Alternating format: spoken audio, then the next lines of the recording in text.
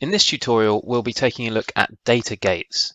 So far, we've set up our parametric model in a way that ensures there are set boundaries for whatever piece of geometry we've put in. For example, we've limited the number of possible coat hooks on our stand to between 4 and 20. When we connect this model up to our genetic solver later on, the solver will be limited to provide solutions between these bounds. Whenever we set up a system with multiple variable parameters, though, there may be situations where it's simply not possible to provide an appropriate level of flexibility without allowing for potential non-realistic solutions to occur.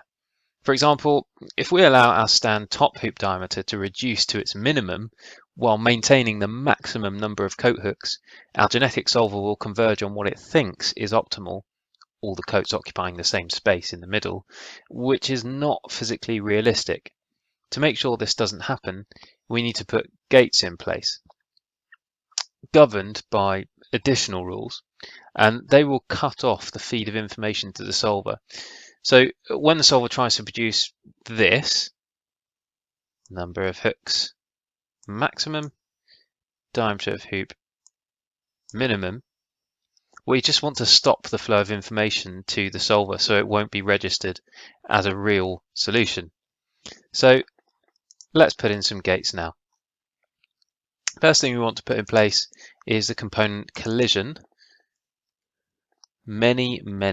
And what this component does is it takes geometry and it determines whether each piece that is being fed into the component collides with any of the other pieces that are being fed to it. So we're going to connect that up to the coats, and we'll be testing whether any of the coats touch any of the others. Obviously, with this solution, if one coat is colliding, all of them are colliding because we are dealing with symmetry here. But if you create a stand design that isn't completely symmetrical like this, one that's more creative obviously, then you may have some coats that collide with others and some that don't. So what we're doing here is providing a gate to test whether anything collides. The next component that we want to put in is mass addition. So where is that? There.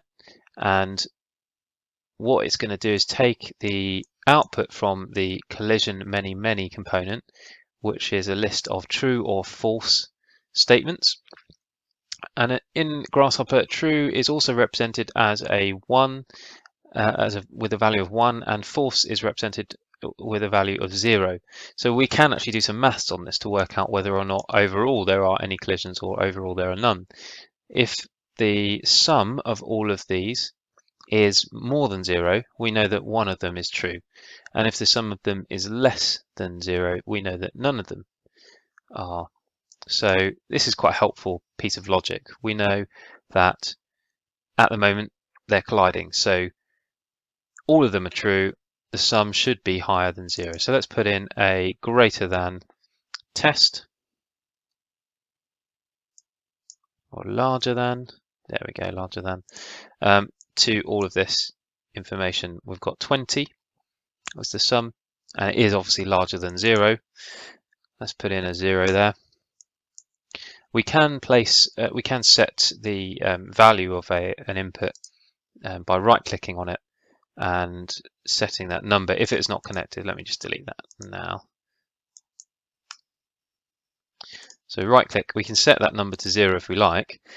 The only problem I have with this personally is that it's actually very difficult to see whether or not someone has set that to a value. There's no difference in the input there that we can see, whereas when you set an expression, x plus 2, we can clearly see that there's an expression there. So I think it's fine to put expressions in, it's easy to identify, but I'm really not keen on setting numbers here. You might have a different opinion on that. Oh well. Right, so I'm going to set that as 0 here. And then we're going to have a stream filter here. Does the reverse of a stream gate, but they both are in essence gates. So this logic here will be true or false depending on whether there are any collisions or whether there are none. I'm going to feed that logic into the gate. And that will, as I've just said, if it's true, it will come in with a value of 1, and it will allow any information that is flowing into this input here to pass through.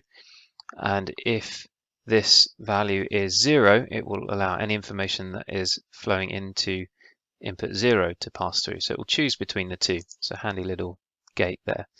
The information that we want to pass into it is all of the coats.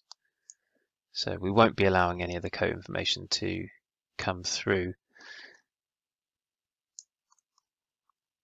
otherwise. So what we could do with this, since they're both coming from the same output, is double click on that wire to create a relay, and then just take the feed in here too. That would be a nice neat solution. Yeah, I actually think that's better than what I had in the other scripts, so feel free to keep that if you like. So now we're allowing the information to pass through or to be blocked. At the moment you can see that the wire is orange and green, no information, no data is being collected. But let's try and make a realistic solution where the coats are not colliding with one another now. Number of hooks, let's reduce that. It's not colliding. That is a real solution. And the gate is now allowing information to pass through. Brilliant, that's exactly what we wanted. So let's just group that together and name it allow coat geometry to pass.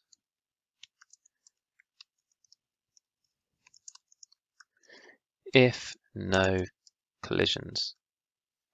Okay, great. Now what we want is another filter for the stand information. So we can use exactly the same logic because we don't want the stand information to pass through if there are any collisions with the coats too. Let's put in a geometry bin and connect that up to input 0. And you'll see that actually that we're not putting anything into stream 1. We could if we wanted to, but because we don't want any information to flow, we're leaving that empty. So we're going to connect that up to each of the pieces of information that form the stand. So one here, and we've got another one. Hold down Shift to put in more than one piece of information. This one here. Again, holding down Shift. And then the last piece of information here, which is the base. Hold down Shift and put that in. Now, this will start to get a bit messy, so let's just hide some of those by right-clicking on just to the right of the left input and choosing Faint from the wire display. Unfortunately, you can't do that with relays. There's no option to make the wire to the left faint. So I am actually going to revert back to these two individual inputs, and I'm going to choose them to be faint. There we are. Much easier to read. Okay, so we also want to display the stand only when a viable solution is feasible. So let's just choose preview, custom preview. This will display whatever is plugged into it with an applied color on the canvas. So we can choose a swatch, color swatch, plug that in as the material, and you choose whatever color you like, really. I'm going to choose some brown to kind of represent the stand. And then I'm going to just hide everything else for now. So our stand is that nice brown color. And now, because we're displaying the stand geometry over here with an applied color, we can take off the preview to these 4 that we can see are in light gray. Right click, disable preview. There we go. And now we have our second data gate, which is allowing only the geometry for the stand to pass through. I'm going to name this display timber geometry if there are no coat collisions.